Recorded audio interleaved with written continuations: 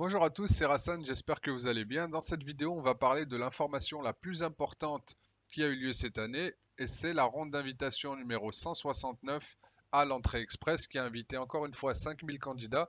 Et c'est important parce que c'est la première fois depuis l'histoire du Canada que le gouvernement invite 100 000 travailleurs qualifiés en une année. Donc l'année dernière, on était à 85 000 et quelques à travers l'entrée express, et cette année, on a passé le cap des 100 000. Donc ça prouve encore une fois la volonté du gouvernement et du ministre de l'Immigration Marco Mendicino de restaurer la prospérité du Canada à travers l'immigration. On va voir en détail le dernier score appelé et dans la deuxième partie de cette vidéo, quels sont les profils des gens qui ont été invités en regardant le rapport de l'entrée express. C'est parti. La dernière ronde d'invitation à l'entrée express qui a eu lieu le 9 décembre 2020, qui a encore une fois appelé 5000 candidats. Donc là, vous le voyez, ça fait 3 semaines de suite où on a 5000, 5000, 5000 et le score le plus faible est de 469 points. Donc quand on regarde ici la répartition des notes au système de classement global, on voit qu'on a 26 500 candidats à peu près qui sont au-dessus de 451 points. Ce qui se passe, c'est que vous le voyez ici, la répartition des notes au 7 décembre 2020. Le 9 décembre, il y a eu 5000 personnes en moins dans le bassin des candidats. Le dernier candidat a eu 469 points.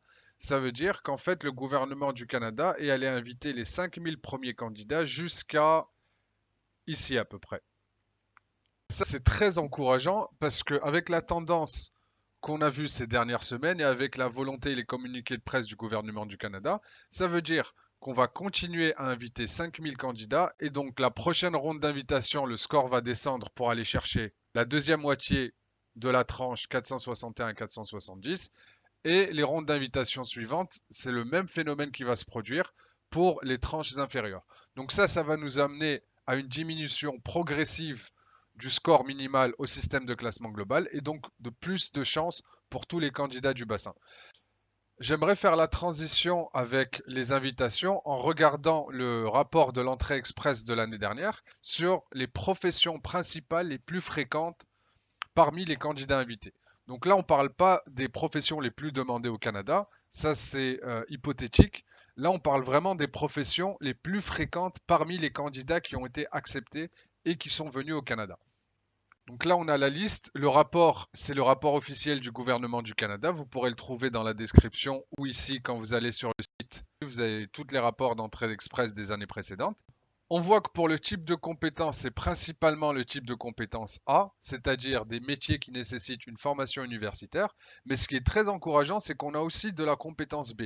Donc là, ce sont les métiers qui nécessitent une formation professionnalisante ou collégiale, en général Bac plus 3 au maximum. Et vous voyez qu'on a 1, 2, 3 et 4 métiers parmi la liste des 10 premiers qui nécessitent uniquement une formation collégiale ou professionnalisante. Donc là, si on veut regarder les métiers, on commence avec les métiers de l'informatique, avec ingénieur, concepteur logiciel, consultant en informatique, programmeur, programmeuse, etc. Et là aussi, on a les métiers qui sont plus administratifs, comme les comptables, les adjoints administratifs, professionnels des services de conseil en gestion aux entreprises, professionnels en publicité et en marketing, etc. Donc là, vous voyez, ce sont des informations officielles qui sont fournies par le gouvernement du Canada, basées sur les gens qui sont déjà venus.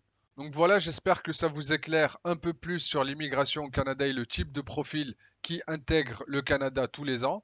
On est sur une vague très positive en ce moment avec le nouveau ministre de l'immigration Marco Mendicino qui a annoncé son plan. On est sur une vague très positive en ce moment avec le nouveau ministre de l'immigration Marco Mendicino qui a annoncé son plan de 400 000 immigrants pour 2021.